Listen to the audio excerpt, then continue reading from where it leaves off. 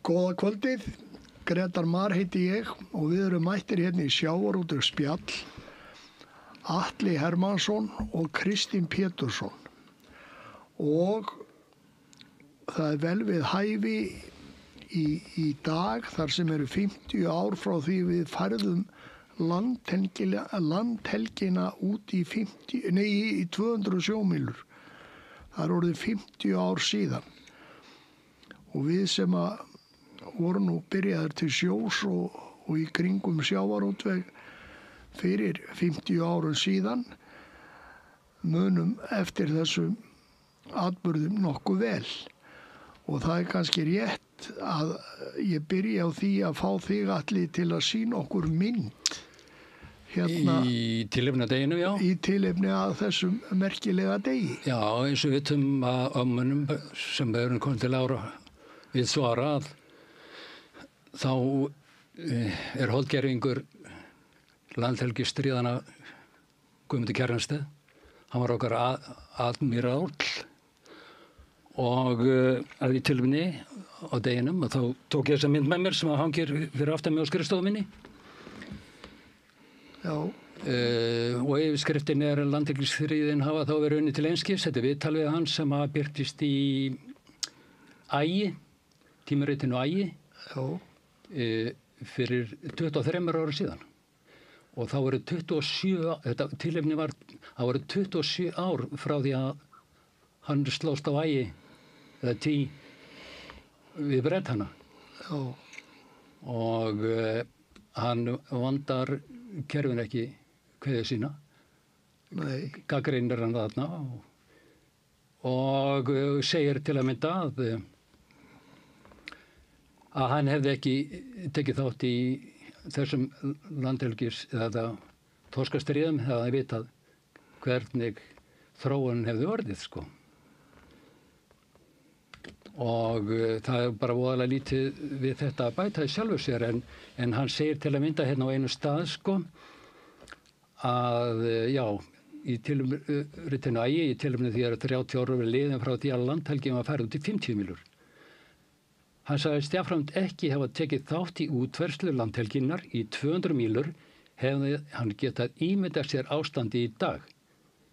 Og við skulum hafa í huga að frá þessu viðtali við Guðmund eru liðin 23 ár.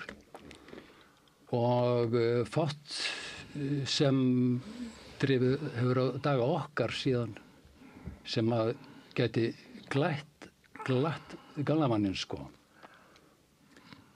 Ég vildi bara koma þessu að. Já, en þetta er bara í rauninni merkilegu dagur í sögu íslensku þjóðarinnar. En það er sorglega kannski við sjávarútveginn í dag og jafnvel almenning í landinu að þau átta sig ekki á því hvers virði sjávarútvegurinn er fyrir þjóðfélagið. Hvað þetta hefur að segja, hvernig gengur í sjávarútvegi. Það er það skuggalega við þetta unga fólkið jafnvel okkar sem er vel menntað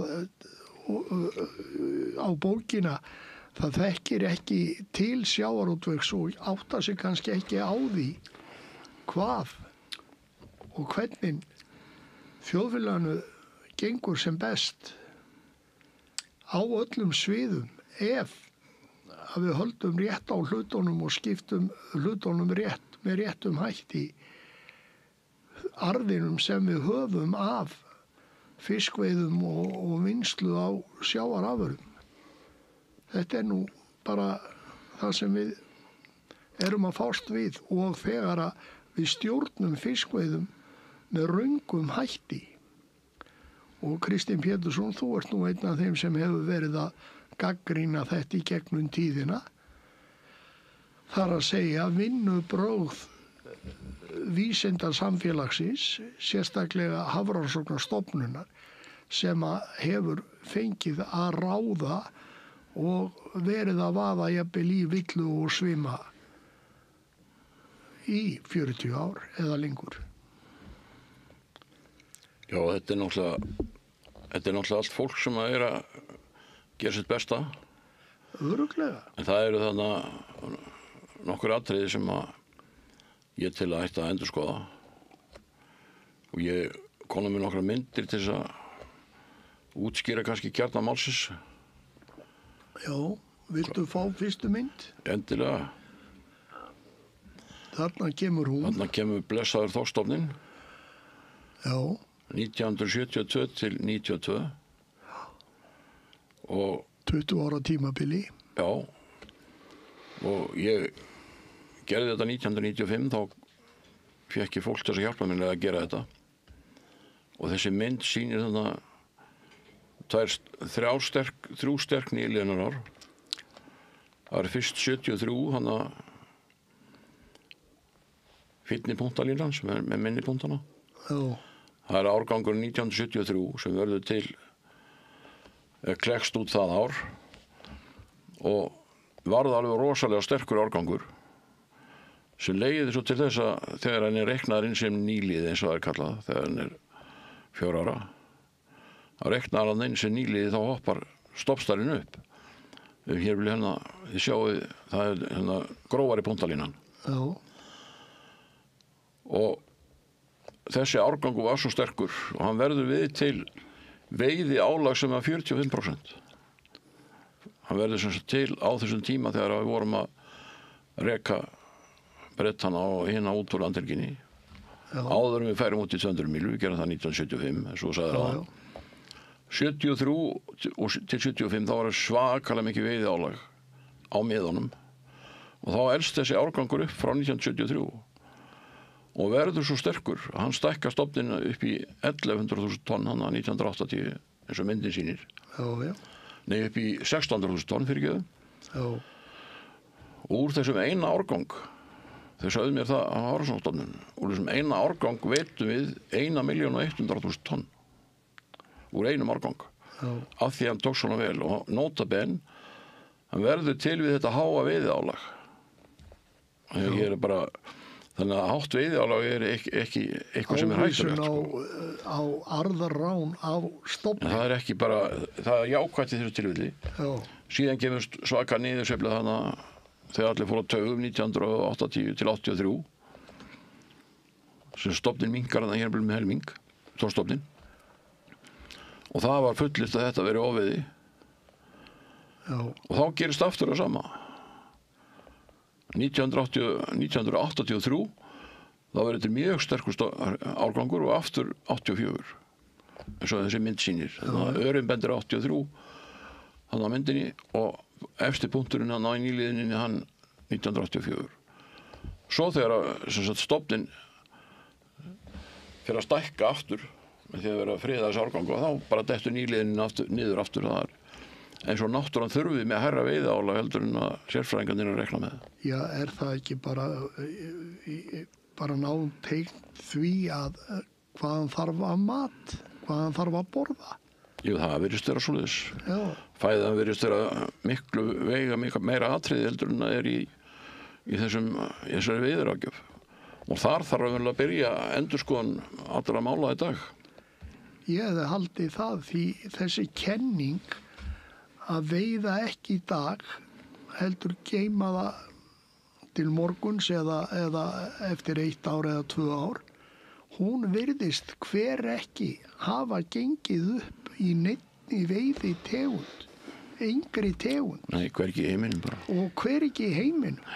Samt höldum við áfram þessu glórlausu gjörningum og það eru engir vísindamenn nema sumir heimamenntaðir og einn fræðingur eins og Jón Kristjánsson hefur haldið fram í gegnum tíðina en engir fiskifræðingar sem vinna á Hafró hafa komið með þessar athugasemdir. Það er margir náttúrufræðingar sem voru að gagnrýna þetta á sínum tíma en þeir voru flestir lagðir í einelti og gáfust upp. Já. En einelti virkar ekki á mig þannig að ég held áfram. En ég er ekki vísindamaður en bara náttúrubatt, ég held að fylgst með.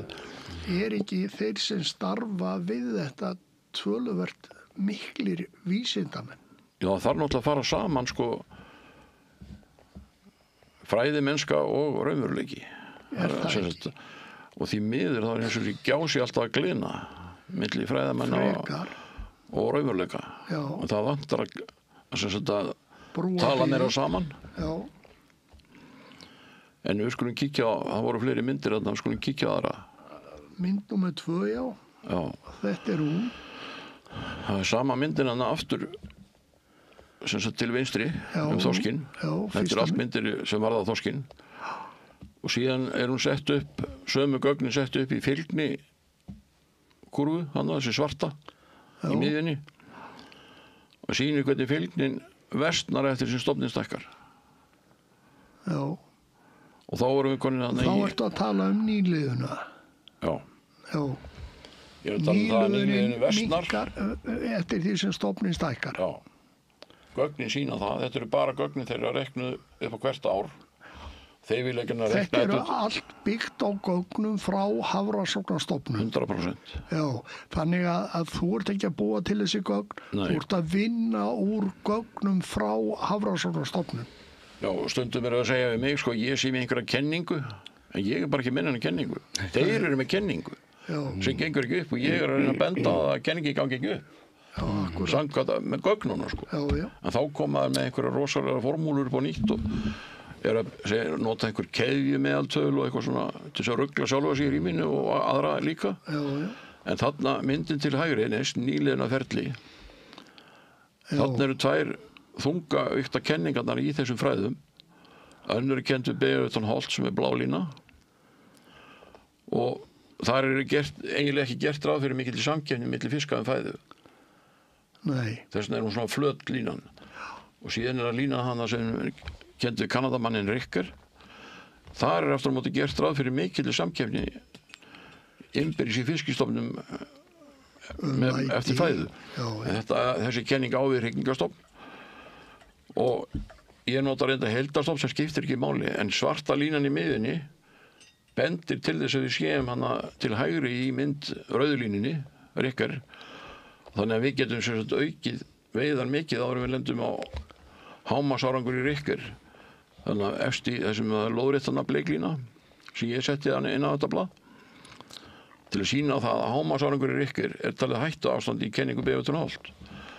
Og þessar kenningar sem Alþjóða Hafrannsóknastofnun og Hafrannsóknastofnun nota aðalega, það er þessi starffræðilega fiskifræði, Beaverton Holt.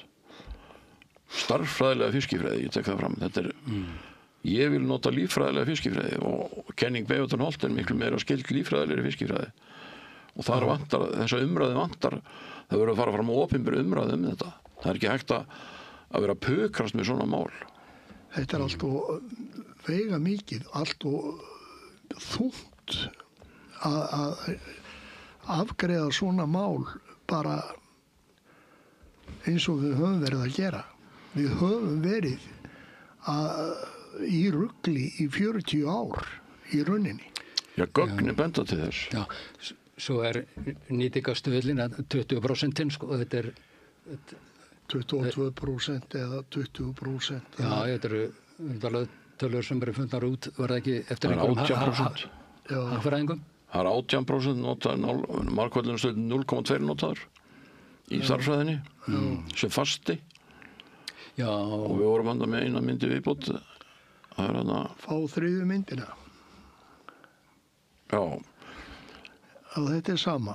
já, þetta er reyndar, já, nema það fremsta myndin hana til vinstri, hún sýnir það að nýliðinu er ekkert batnað.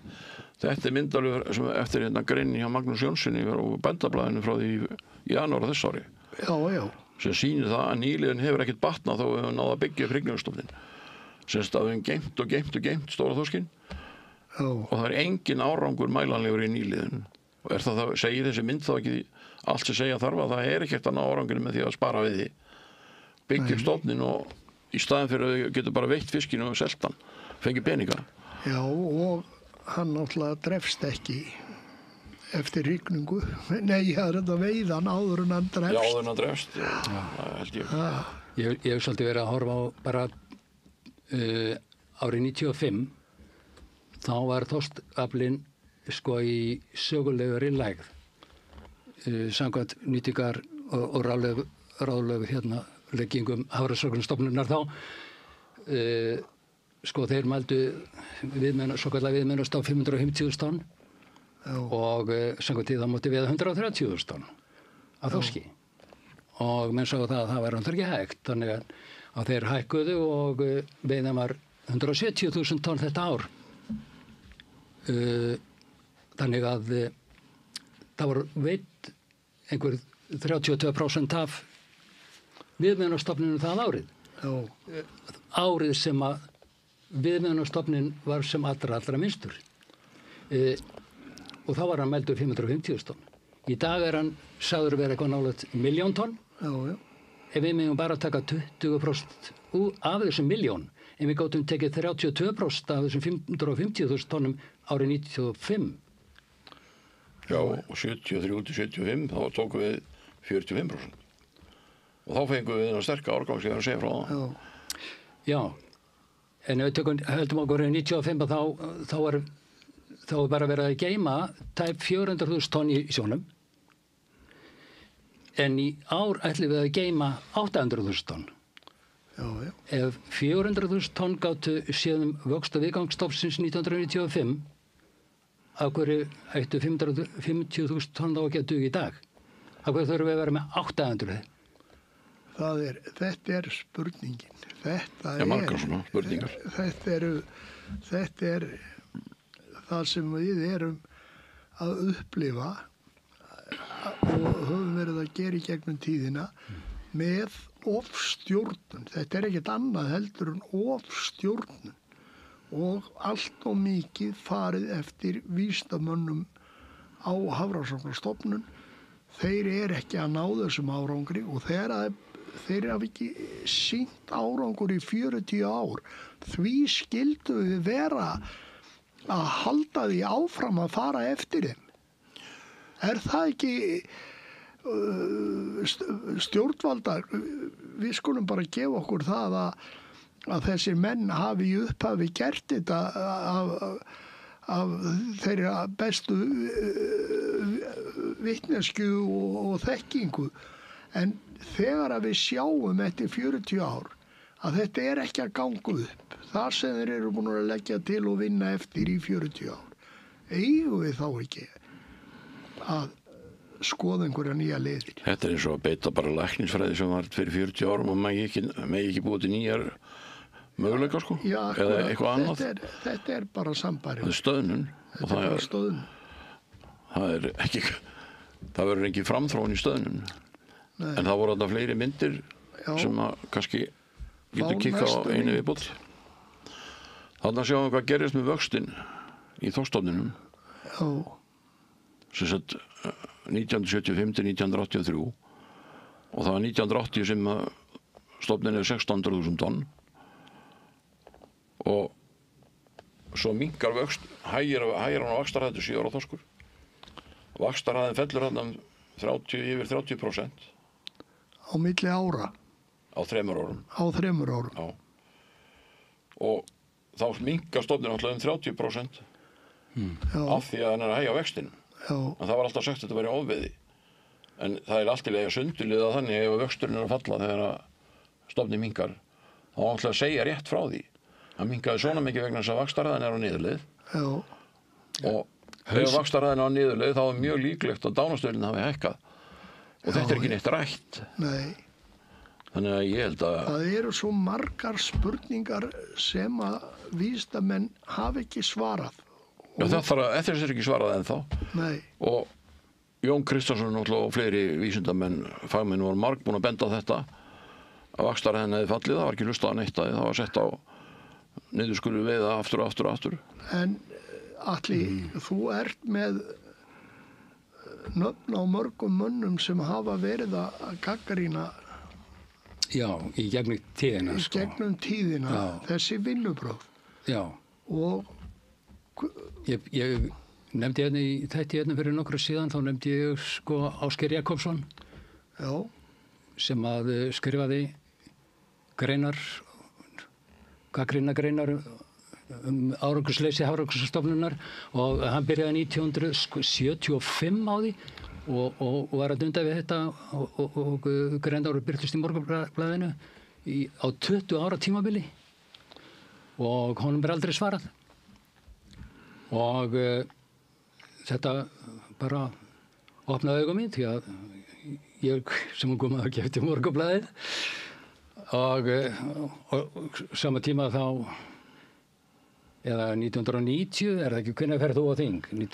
89. 89, já, þá fer ég að fylgjast með honum Kristni og hann skrifa fjölmarga greinar í Morgunblaðið aðalega, málgagnið. Já, málgagnið. Þingmaður Sjálfstæðisflokksins, Norðurlandskjördæmi eystra og já, það gegnur svo langt að ég safnaði allir greinunum, ég klippti þær út í Morgunblaðinu og safnaði þeim í möppum. Já, segur. Já, átti einhverja tugi held ég. Vel gert. Já. Og já, þetta er eina úrklippusafni sem ég vegnast aðeina. Og svo fyrir ég að vita Jóna Kristjánssyni artikli og las allt spjaldar á milli á heimasíðunni hans eftir að interneti kemur til sögunar og þá fer maður náttúrulega að rekka augun í greinar eins og til dæmis eftir Jón Sigurðsson sem var fyrirverandi forstjóri Járnblendi á Grundartanga.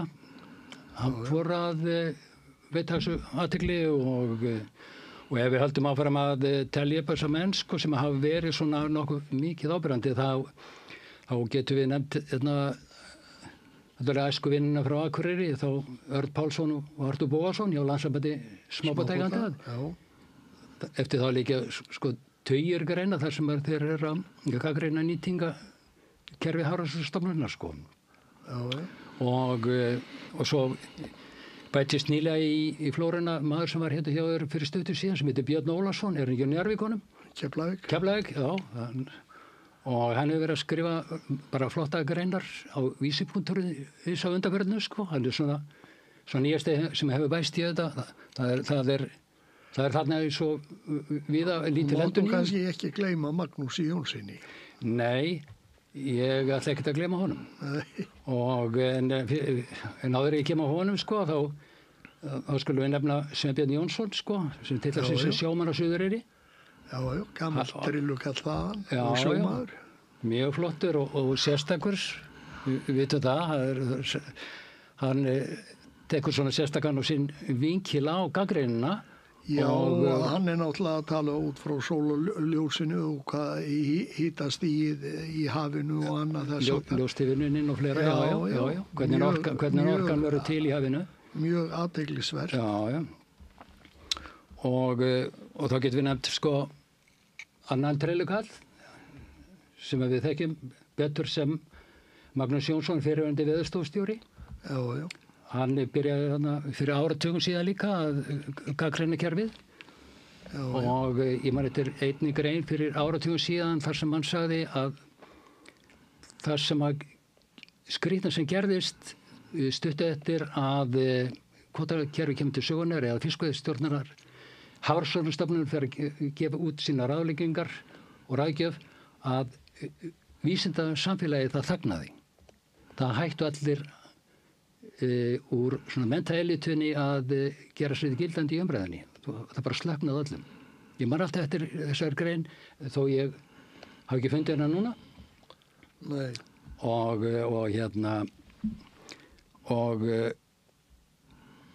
við þetta maður bæta að fyrir svona ári síðan þá var ég staddur í Hafrannsóknastofnun í málstofunni. Já. Og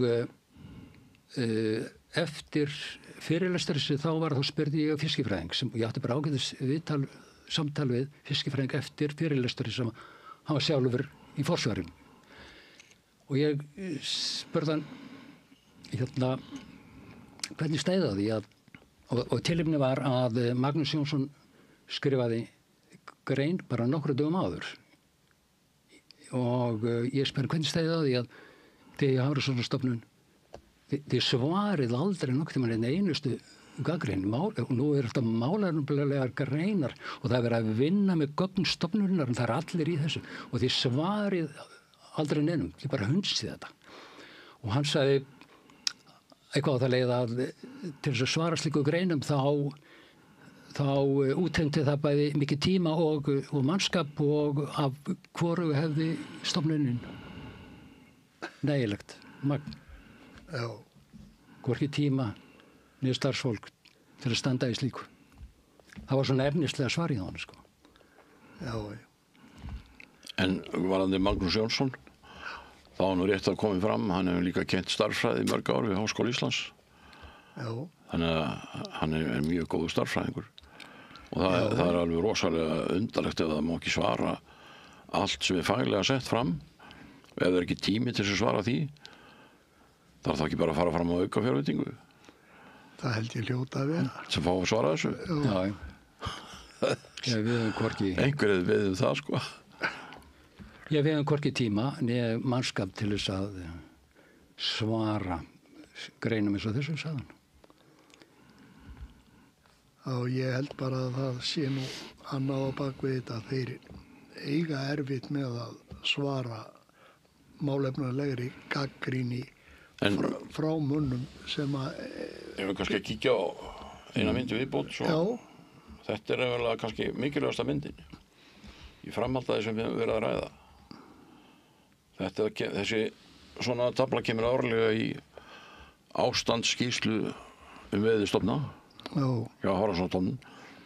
Og þetta er tafla þorskstofninn, þarna þessi ár, sem að sjást þarna á blaðinu. Og það sem er undirstrikað blátt, það er eins og stofnstærðin var 1999 og þá var haldin 25% aflaregla hjá Þorsteini Pálssyni og hún var haldin við 95% nákvæmni. Og þá átti stofninn að stækka í 1150.000 tonn eins og þannig að undirstrikað blátt líka árið 2002. Svo fóru þeir á mældu í rallinu 2001 og þá fundi ekki nema 577.000 tonn. Og þá kom þessi nýja skilgreining ofmat og þá var þessi margkvöldunastöð sem var að tala áðan 18% dánastöð notaður sem fasti til að breyta stofnstærðin aftur í tíman. Og þess að myndin sýnir þá er 577.000 tonnir notuð til að margkvalda til vinstri.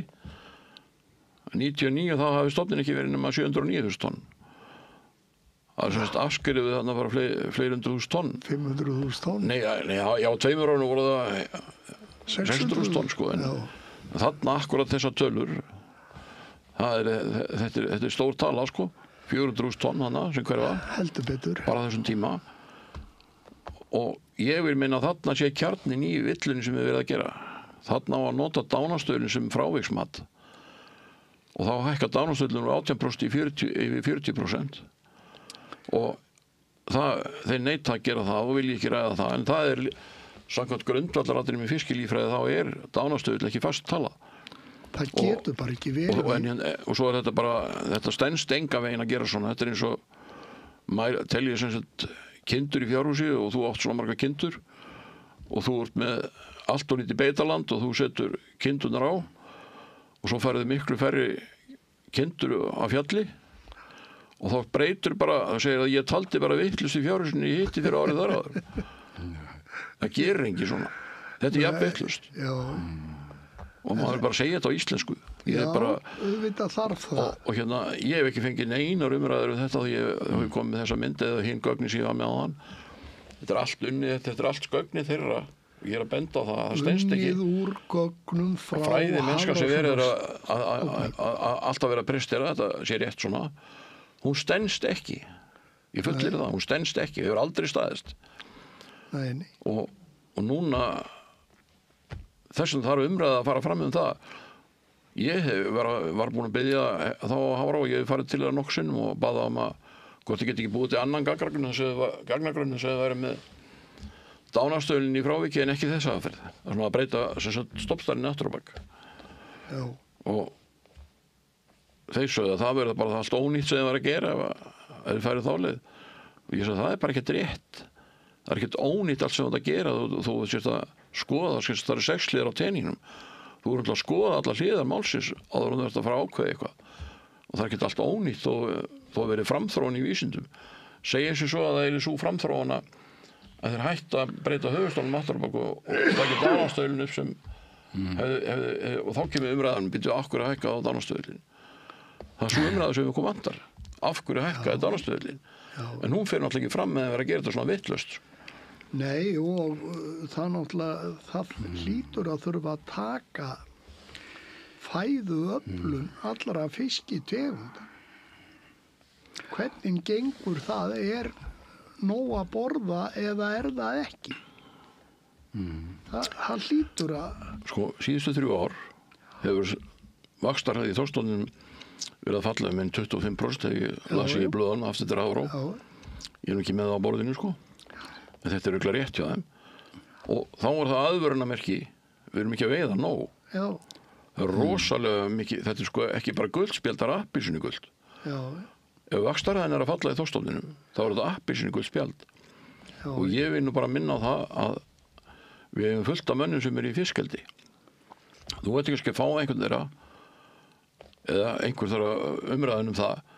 Hvað þurfa fiskstofni mikið meira að borða ef að hafi verið hittna úr 8 gráðum í 5, úr 5 gráðum í 8 gráður fyrir ekki, eða kannski úr 8 gráðum í 11 gráður eins og sumstar á fiskimiðanum. Hvað þarf þá fiskstofni miklu meira að borða? Þeir vaxa hraðar þegar hittin hækkar og þurfa kannski helmingi meiri fæðu, hún er ekki til. Nei. Og svo fellur vöxturinn og þá á skera niður afla sem við erum að veiða, sem er náttúrulega alveg öfug stefna því að þá náttúrulega verður bara svelti meira. Já. Þetta gildir í öllum stofnum, alveg saman hvort það er lona, síld eða kolmunni eða þorskur, ég er búinn að skoða alla, það er... Já, þorskur, ufsi, ísa, karfi, hvað sem er. Já. Það er ekkert öðruvísi. Já.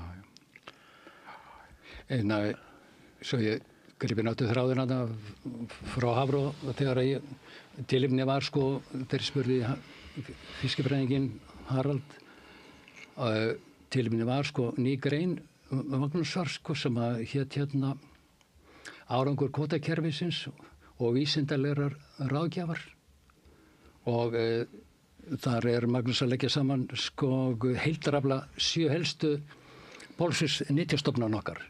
Já. Og hver heildaraflinn í þessum 7 tegundum var 1984 og hver hann hafi verið 2022 eða 30, eftir 38 ára uppbyggingu Hafrannsóknastofnunar sko. Já. Og þar í greininni kemur bara fram að heildaraflinn í bólfisknum hafi verið 522.000 tonn en 38 árum síðan er hann komin inn niður í 407.000 tonn. Eða hafi minnkað 21,5%. Sko hann regnar þetta upp á 0,5% af Magnús en það ekki við að búast frá honum. Nei, alveg rétt. Já. Og þetta er bara bólfiskurinn sko. En svo horfum við áður heldur við færum landhelgina út á meðan við vorum með útlendingana og alla á Íslandsmiðum og við vorum að veiða 600.000 tonn af þorski á hverju ári og meiri segja mikið af smáfiski. Það voru margir einstaklingar í hverju tonni, sérstaklega hjá Breton og reyndar okkur sjálfum líka þegar við vorum byrjaðar að veiða með togurum. En síðan og svo voru náttúrulega Þýskarar og Belgar og allra þjóða kvikindi hérna að veiða. Ég alveg sengstar á heimasíðu Jóns Kristjánssonar fyrir fjöldamörgum ára síðan að hafi verið talið að hjá Bretanum hafi þetta verið svona 60% undimál og undimáli var þá skilgreint 50 cm en ekki 55 eins og í dag. Þannig að það var mokað upp sko. Já. Fjöldi einstaklinga. Það heitir kolling, það kallar kolling þegar landaði þessu í Bretlandi. Og þegar þetta er búið að flagga þetta, þá passar þetta í fish and chips flaggið. Já. Það passar í pakningarna, þessi litlu fish and chips. Já. Undirmálsfiskur. Já. En þetta er það sem við erum að glíma við í dag og þá spyr maður sig og ég spyr ykkur náttúrulega að því sem eru hérna með mér. Hvað getum við gert til að breyta þessu? Hvað getum við gert til að fá fólk til að hlusta? Haldi ekki áfram á þessari niður rifsleið sem við erum á í rauninni. Fólk verðist ekki vilja að hafa hvorki viljan en nennu til þess að setja sér inn í hlutina sko. Fólki finnst þetta einhvern veginn bara alltaf flókið sem er bara alls ekki vegna þess að þetta er snýst aðalega bara líffræði 101 og almenna skynsemi en við fáum ekki fólk til þess að leiða hugan að þessu. Kveikja á þessu. Já, kveikja á þessu. Ég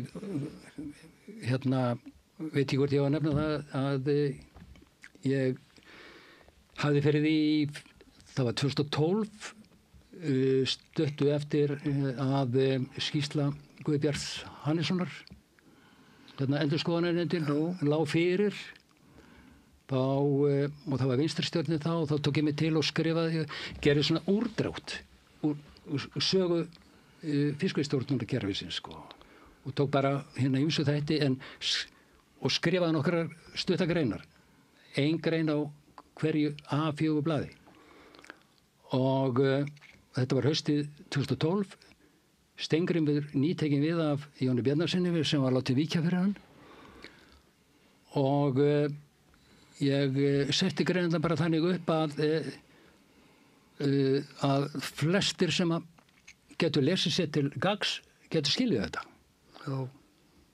Og þetta urðu í heildina 7 greinar og ég þurfti, svo þetta verður ekki flokkað sem ruslpóstur, þá þurfti ég að setja nöfnum hverjum einum og hvert einasta blað og prentaði bara út í 63 eintökum og fórum með þetta nýrtir og þingvörður tók við þessu og dreif þessu. Og ég gerði þetta 7 sinnum og ég fekk engin viðbrögð. Nafnið var undir, meili var undir og í mörgum tilfellum bloggsíðan sem ég hélt út í þá á þeim tíma. Ringdi enginn, sendi mér enginn neitt. Þannig að enginn vilja að forvitnast eitt eða neitt. Nei, ekkert. Þannig að hvað þetta varðar þá stofnunin bara döð fyrir mig, nema bara núna, það náttúrulega komnir núna menn sem málsmetandi og vilja gera ákveðna hluti.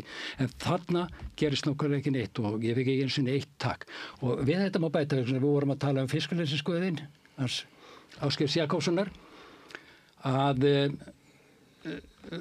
það komu jól þarna haustið í desember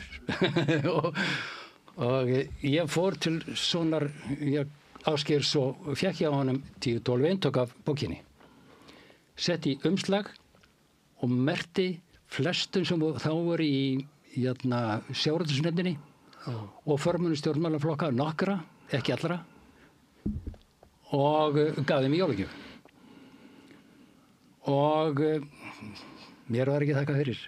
Hafði enginn fyrir þakka fyrir bókina.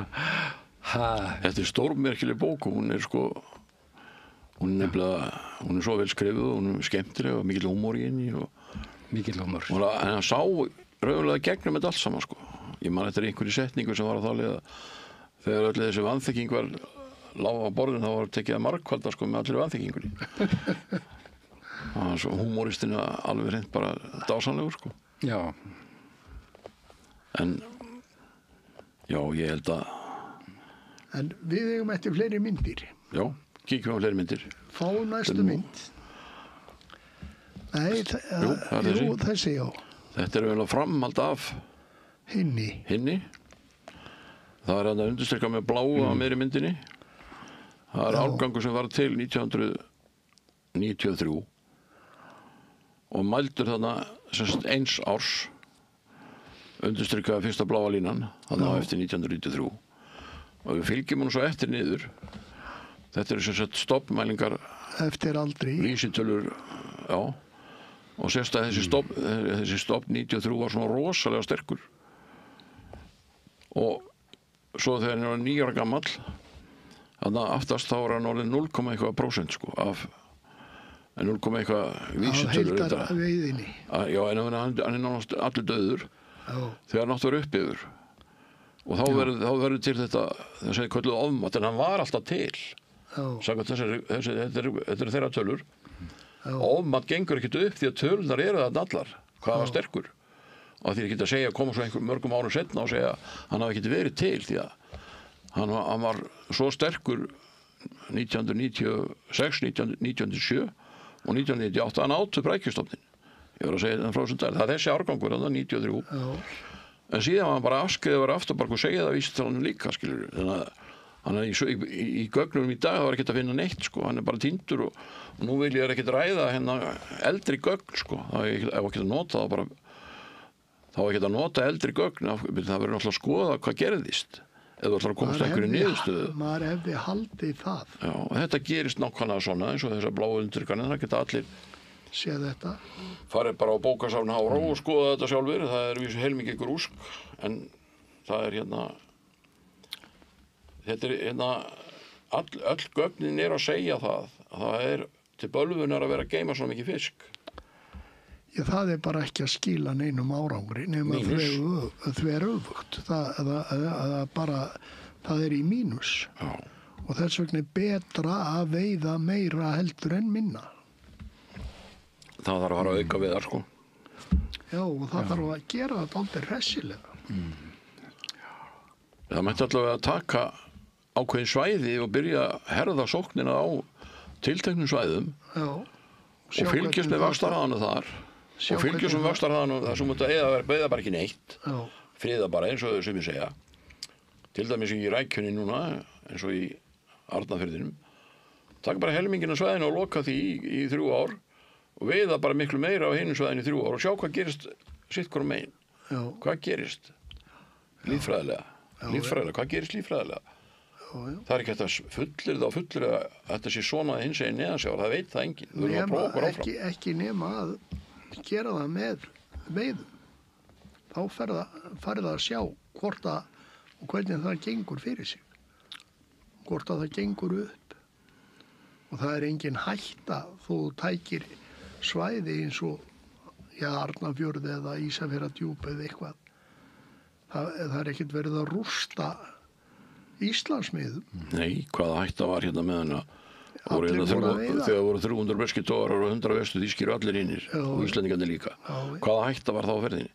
Það var aldrei neitt að. Nei. Milli 50 og 60 þá vorum við að veiða 600.000 tonna þorski á ári og aldrei neitt að. Það var aldrei neitt að fyrir að byrja að geyma fiskinn. Þá fór fyrst að halla undan fæti. Fór að halla undan fæti verulega 15 árum eftir að útlendingarnir fóru hér út fyrir 200 miljonar. Já, það má kannski segja 10-12 árum. Já, eitthvað svoleiðis. Ég trúði þessu öllu saman, eins og ég sagði hérna síðast ég var hérna. Ég trúði þessu alveg hreint þangað til ég hitti Jón Kristjánsson. Já. Trúði að það væri betra að geyma fiskinn. Þá var ég svo hissa. Þess vegna fór ég að gramsa í þessu sjálfur. Og svo skeiði ákveðið atvik á einu fundi í sjávarútvegsnefndum. Það átti að stoppa loðanu við og ég ætla ekki að segja hvað atvik það var. Það var til þess að ég fór út á skrifstofu mjög þungt hugsi og tók allar bækurnar, þessar ástandsskýrslur, það voru náttúrulega 1:20. Já. Fór með hann heim og fór að lesa við þorskinn. Og klukkan 3:30 nóttunni þá áttaði ég mig á því að það var verið að breyta stoppstarfanum aftur á bak. Já. Síðan hef ég reynið að fá það rætt, sko. Ekki aldrei gengið neitt, sko. En það vantar raunverulega hvað er hægt að gera og svo spyrja á hann. Bara fræðsla. Við verðum bara einhvern veginn að reyna að auka sóknina, herða sóknina í hérna faglegum athugasemdum. Já, það er nú það sem stýrin stendur um.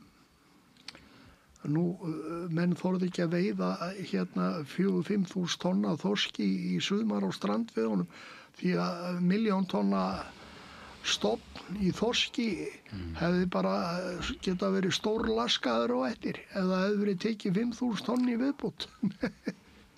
Já. Þannig að það Ef við segjum bara að næst verið þorskotinu aukinum bara 20%. Já. Svo maður fara ekki í skíin. Nei.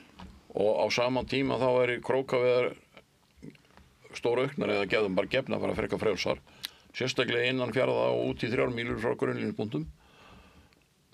Og það má bara, og hvað gerist þá? Það þarf að fylgjast með þessu. Já. Og það þarf líka að auka línuveðar á kunni svæðum. Það er lagt línuna alltaf í sömu línuna, í sama farið. Hvað gerist þá? Það er ekkert verið rannsakað. Nei, en sko, maður vitna nú stundum í bara gömlu mennina sem maður kallaði. Já. Sem manni fannst vera gamli kallar þegar ég var ungur. Og þá sögðu þeir að þegar að línubátarnir voru að róa ákveði svæði út af Garðskaga og þar á svo kölluðu stressi sem það var mikil trafík og margir bátar að leggja hlið við hlið, að þá hafi fiskur komið inn á svæðið út af veiði, út af beitunni sem fór í sjóin. Já, afbeitan fyrir í sjóin. Afbeitan, þegar lína kemur upp aftur og það sem gengur af fyrir aftur sjóin aftur. Já, og það hefði bara aukist fiskirið. Bara gekk fiskur inn á svæðið. Það er það sem vísindarannsóknir hafa sýnt. Aukin veiði bætir nýliðun og eykur vöxt. Já. Þannig að við erum alveg á hroðalegum stað í raunveruleikanum. Öll gögn Hafrannsóknastofnunar staðfesta það. Það er ekki öðruvísi. Rétt. Já, ekki á meðan að fiskifræðingarnir lesa það ekki út úr því. Já, þeir eru ekki að þurfa að gera það. Við erum með stjórnmálamenn sem eiga að taka ákvörðunir. Já. Við eigum bara ekki stjórnmálamenn í dag sem þora að taka og standa upp og rísa upp gegn. Hafrannsóknastofnunin hefur bara tillögurétt. Já, ég veit það. En það er látið eins og Hafrannsóknastofnun ráði. En það voru ráðherrar sem komu hérna til sögunar sem byrjuðu að fara 100% eftir tillögum frá Hafró í þeirri trú og von að þá myndi þetta allt snúast við og verða ganga betur. Ef það væri ekki verið að fara umfram tillögur Hafrannsóknastofnunar. En svo hefur það bara ekkert skilað sér. Nei. Og reynslan svo, og bara samkvæmt gögnum Hafrannsóknastofnunar, eins og það sem ég var að vitna í áðan, að frá 84 til 22 þá er afli í þessu helstu nytjastofnum okkar í bolfiski. Hann hefur dreigð saman 22,5%. Og þetta er bara bolfiskurinn, sko. Og þá er þetta að tala um einfjararækjuna, úthafsrækjuna, humarinn, skötusillinn, keiluna, lúðuna, hlýran, hörpudiskilinn og megna á öllum flatfiski allt í kringu landið, sko. Og þegar þetta liggur fyrir og við lesum hérna nýjastu ástandsskýrslu Hafrannsóknastofnunar, þá segir forstjórinn fyrirverandi þar í stóru dráttum hefur þetta gengið vel þó að enn sé gátunni slaka nýlegum þorsk eftir 1980 ósvarað. Hvernig ætlaði að geta tekið sem enn alvarlega? Það er... Hverjum dættu það eiginlega í hug? Við byrjuðum alltaf að skipta okkur sem að spara við á smáfiski 1980. Eins og þetta ásögu nefndir. Áður var alltaf allt í fína lagi. Og það er raunvísindi niður það að þegar veiðiálag er miklu herra og við veitum miklu meira, þá gekk allt miklu betur. Og það var aldrei neitt að. Nei. Svo þegar við að fara eftir sem ég keyrt harðar og harðar á þessa stefnu, og þetta er bæði hérlendis og erlendis, búið að prófa þetta. Já. Mörgum stöðum og alltaf fer veiði niður þegar þú dregur úr veiði. Þá fer stoppstærinn að fara niður. Góð dæmi Írskahafið, Kattegatið eða Eystrasaltið og núna Norðursjórinn. Þetta er allt á verri veginn. Já, þetta er allt sem menn sem eru menntaðir af sömu kreðsónum, sömu bókunum, nota sömu formúlurnar. Ég man eftir grein í fiskifréttum frá Jakobi Jakobsinni 91 þegar hann sagði að það væri til fyrirmyndar fiskveiðistjórnunin í Kanada. Við Kanada. Já. En eftir því sem austar drægi í höfunum væri hún vittlusari. Og þegar hann var búinn að skrifa þetta þá leit maður 20 ár aftur eftir þetta, já bara 10 árum eða 2010 þá var verið að veiða 1 milljón tonn í Barentshafinu og náttúrulega ekki til fyrirmyndar á Íslandi en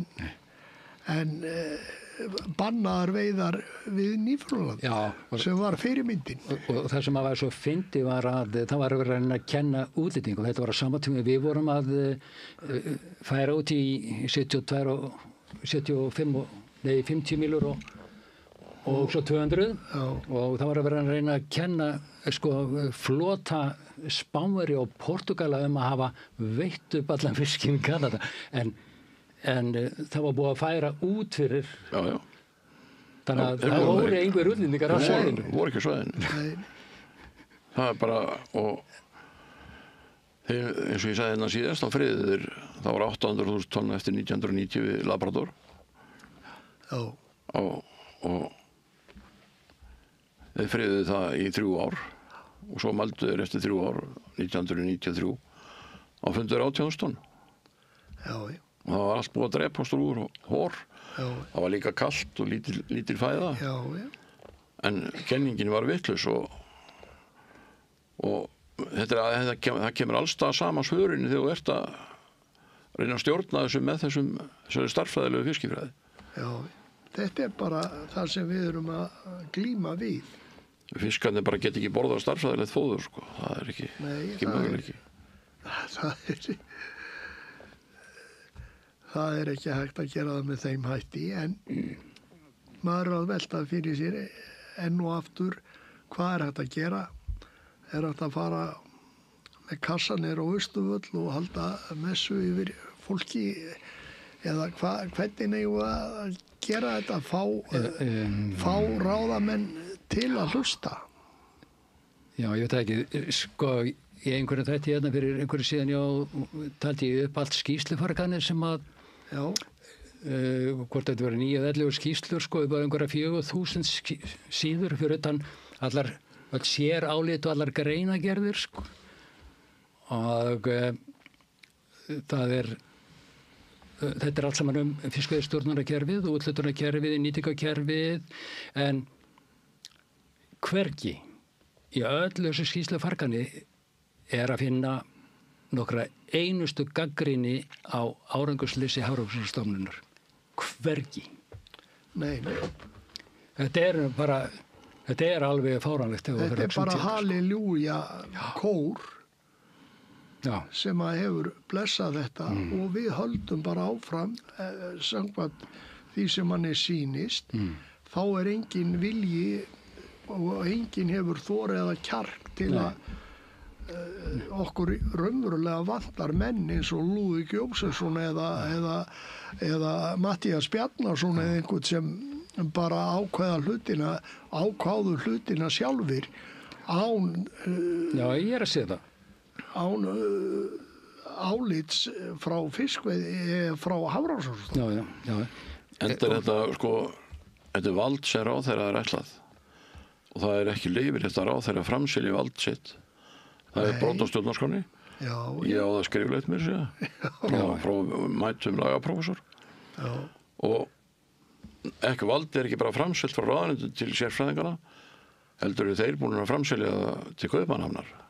Í Alþjóðahafsráðið og það er ekki nein lagaheimild fyrir neinu af þessu og þetta verður að ræða svona vitleysu. En eitt sem ég langar til, ég man eftir núna, þú varst að segja sögu að Eggert í Gíslasyni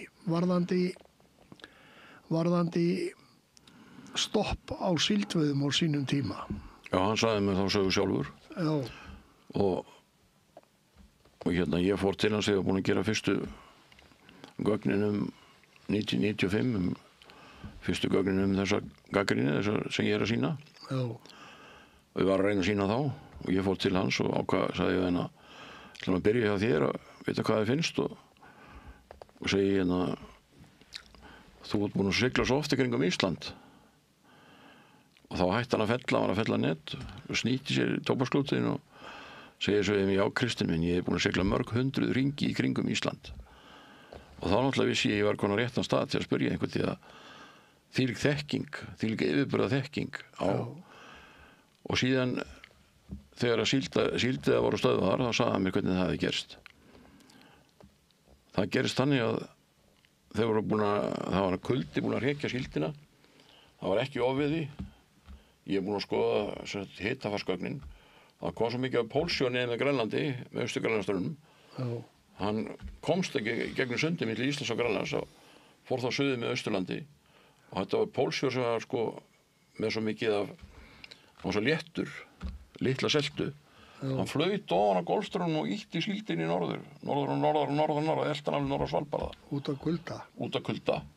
Og hún kom svo neðarlega síldin og það var engin veiði orðið, það náði ekki að veiða hana. Og þá sendir flotinn Eggert fyrir hönd flotans símskeyti í land í gegnum Noreg og Hornafjarðarradio, eins og sagði mér söguna. Því það var ekkert samband. Flotinn lagður af stað í land og við krefumst þessum síldi að vera stöðvar. Og undir þetta Eggert Gíslason fyrir hönd skipstjórana. Þetta skeyti var forsenda fyrir að síldar og stöðar. Það voru ekki fiskifræðingar sem gera það voru skipstjórnir. Já. Og það stundum verið að gefa í skyn að þetta séu ábyrgðarlausir veiðibifreiðalagangar. Já, það er oft sagt þegar að menn hafa gagnrýnt Hafrannsóknastofnun og ég hef nú tekið þátt í því sjálfur í gegnum tíðina síðustu 30-40 árin og þá hefur verið sagt þið eru bara veiðigráðir anskotar og skammist ykkar. Þetta hefur maður fengið bara beint í andlitið. En ábyrgðarleysi þessara manna var ekki meira það að þeir stöðuðu síldveiðarnar og ég er að láta leita þessu skeyti á Þjóðskjalasafninu, ég ætla að finna það. Já, hún kom ekki frá stjórnvöldum og hún kom ekki frá fiskifræðingum. Þeir fundið þetta. Nei, það voru skipstjórnir sem þvinguðu þetta fram í raun og veru. Já, eða bara ákváðu þetta með því að segja. Ákváðu þetta og flotinu var lagður af stað í land og þá náttúrulega segja sín sögu, þetta er ekki ábyrgðarlausi menn. Nei. En seinna komst ég svo að því að með þennan kulda sem rakti síldina, það var svo kalt. Það var fiskifræðingur sem heiti Pétur Pétursson, lærði í Danmörku og var 2 ár í Noregi, 2 vetur í Noregi, þegar stúddir í síld.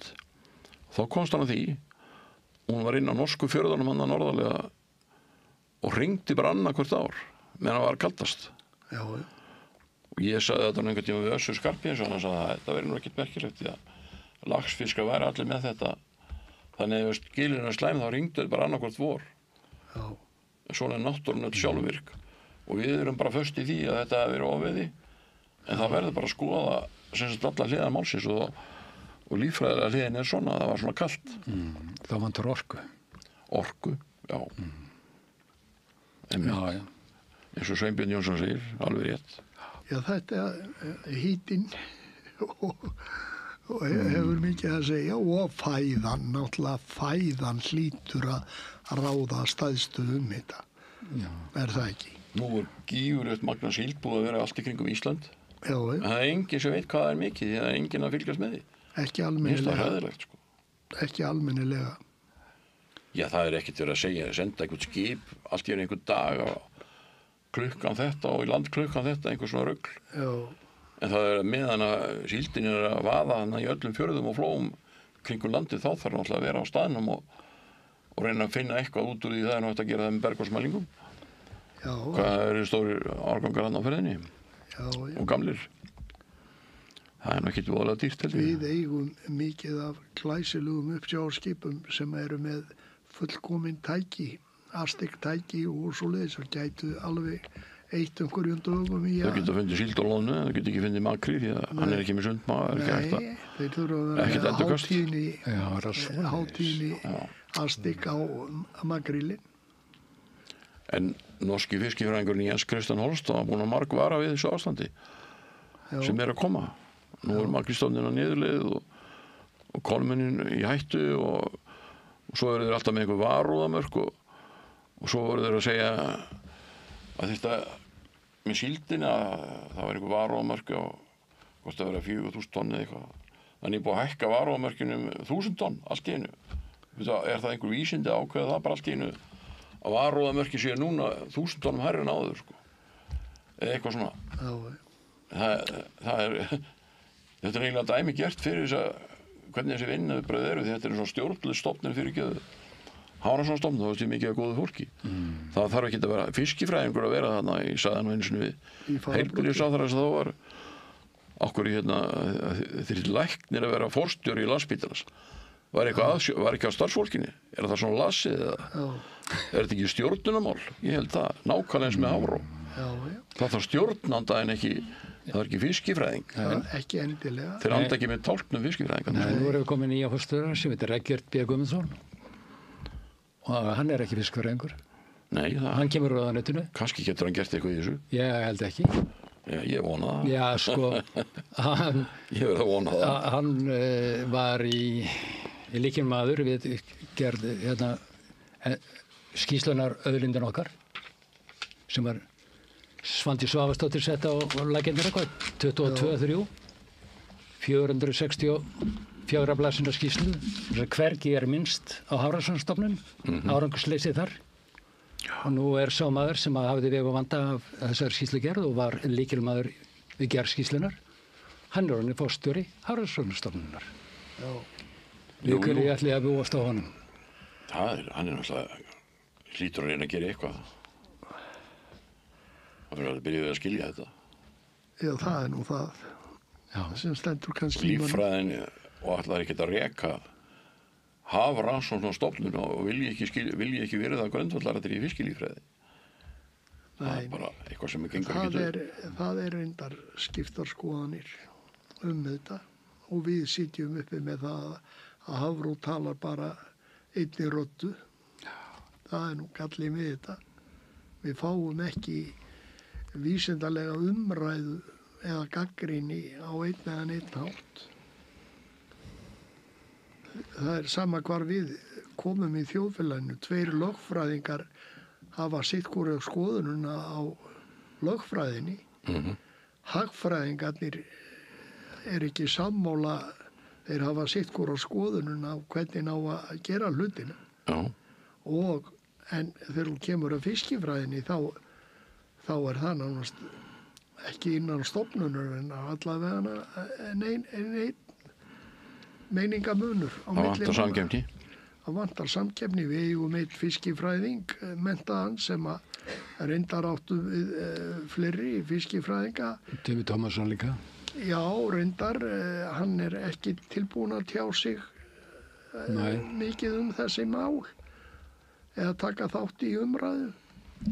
Við áttum Magnús Þór Hafsteinsson, hann var tilbúinn til að tjá sig þessa hluti. Já. Og svo eigum við Jón Gíslason, Jón Kristjánsson. En annað ekki. Svo eigum við náttúrulega líkfræðinga. Jú, sem betur fyrir. Sigurðan Þórðarsson, hann er betur en enginn. Jú, hann er náttúrulega. Og er á góðum stað núna. Er vonandi á góðum stað til að láta eitthvað gott af sér leiða en það er bara það sem við þurfum núna að það er að fá hlutina endur skoðaða með það að leiða ljósi að bæta gjaldeyristekjur þjóðarinnar. Við höfum ekki að gleyma því að þetta snýst það að veiða meiri fisk hvernig sem við gerum það að þá erum við að búa til gjaldeyristekjur og velmegun fyrir þjóðfélagsþegnana. Við megum ekki gleyma því og við þurfum kannski að hamra betur á því til að fá fólk betur til að skilja eftir því sem við veiðum meira fiski og höldum betur á málunum að þá erum við að tryggja landslýð betri lífskjör. En Alli, viltu segja eitthvað að lokum? Nei, ég veit ekki hvað ætti að vera, sko. Það er, sko, við getum tekið bara eins og byggðastofnun, sko, sem að heldur úti, sko, atvinnuþróunarfulltrúum, sko, út allt land, sem er að reyna að fitja upp og einhverju fyrir fólki á landsbyggðinni að gera, sko. Setja kannski í verksmiðju til þess að búa til skóhorn eða nýja gerða herðatrjám eða ég veit ekki hvað það ætti að vera, sko. Og meðan syndir fiskurinn bara fyrir utan og er í eigu 10 fjölskyldna í landinu. Þetta var ekki uppleggið, allavega ekki það sem að... Já, Guðmundur kennist ef það var ekki... Já, hann var ekki sammála þessu, sko. Og fyrir vikið sitjum við uppi með einhverja 13 byggðarlög sem skilgreind eru sem brottætta byggðir hjá Byggðastofnun. telja það upp og byrja því miður, Kristinn, þá verð ég að byrja efst í B-inu og það er Bakkafjörður. Já, Árneshreppur undan alltaf.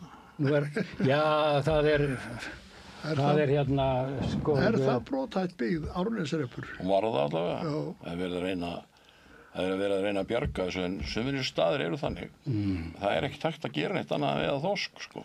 Nei. Á króka. Já. Á þessu hafa þessi staðir alltaf lifað. Árneshreppur er sko Drangsnes í mér, það er í D-inu hjá mér, sko. Já, okay. En það er Árneshreppur, það er alveg rétt, sko. En það er náttúrulega, já, öll þessi byggðarlög þurfa náttúrulega á því að halda. Ég er nú að vona að ég ætla alltaf að halda í vonina að þessar stefnu verið breytt. Og ég ætla ekkert að gefast upp á þeirri von. Bjartsýnis maður alltaf verið það. Já. En þó að það hefði gengið illa, þá þýðir ekki það að gangi svona illa áfram. Það er alltaf verið að reyna að gera menn meðvirka með því að gera ekki neitt, sko. Nei. En ég ætla nú bara vonast til þess að menn hætti þessari meðvirkni, sko. Við skulum bara vona það að menn sjáu möguleika á því að gera einhverja breytingar þannig að við getum breytt þessu. Við erum með nokkra menn sem ég hef verið að telja upp sem launalaust hafa verið að gagnrýna stofnunina Hafró í 40 ár í sínu frítíma. En þeir sem eru á launi á Hafrannsóknastofnun hafa ekki nennu til þess að svara þeim og eru þó að fulla launu við það. Já.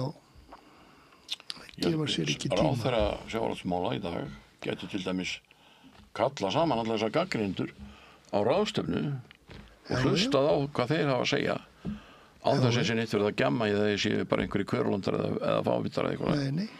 Það verður bara að kalla fólki saman sem hefur verið í þessari gagnrýni. Það er eiginlega skyldara og þess að gera það núna og hlusta vel á þessi sjónarmið og taka svo ákvörðum hvað það var að rannsaka betur. Já, beina athyglinni í aðrar áttir heldur en gert hefur verið. En strákar, ég þakka ykkur fyrir að mæta hérna í sjávarútvegsspjallið með mér og ég ætla nú að þakka hérna Laufey Ólafsdóttir fyrir að senda þennan þátt út hjá okkur hérna í dag eða kvöld og svo ætla ég bara að hvetja alla sem hafa áhuga á sjávarútvegsmálum að minnstakosti að styðja við bakið á stöðinni þannig að við fáum að halda áfram að ræða hérna sjávarútvegsmál eins og við höfum gert núna síðast árið einu sinni í viku. Takk fyrir mig.